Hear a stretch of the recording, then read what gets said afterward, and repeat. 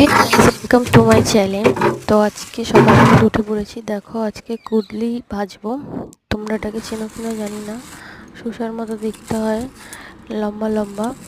তো ঝুড়ো ঝুড়ো করে কাটতে হয়। এগুলো ভালো করে ধুতে হয়, নাহলে এর গায়ে পাতা লেগে থাকে। তো দেখো কাটা হয়ে গেছে।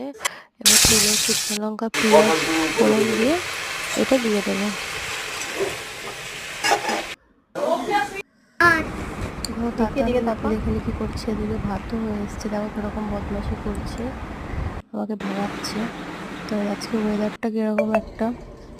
তো দেখো ভাজা হয়ে গেছে। তো আমি আবার ডিম আলু সিদ্ধ বসিয়ে দিয়েছি, আবার বরের জন্য আবার আলু ভাজছি। তো দেখো আর মশলাটা রেডি করে নিলাম। ডিম সেদ্ধ হয়ে গেছে, আমি আলুও সেদ্ধ করে নিই একসাথে। এবারে তেলের মধ্যে মশলাটা ডিম আলু ভেজে নেব, তারপরে মশলাটা ভালো করে কষিয়ে নেবো, দিয়ে আলুটা দিয়ে দেবো। কষানো হয়ে গেলে আলুটা দিয়ে ভালো করে কষে তারপরে হালকা জল দেবো, দিয়ে ডিমগুলো দিয়ে দেবো। ফুটে উঠলেই আমার ডিমের কষা তৈরি। তো আমার চ্যানেলটা ভালো লাগলে প্লিজ সাবস্ক্রাইব করে দিও, বেশি বেল আইকনটা প্রেস করো।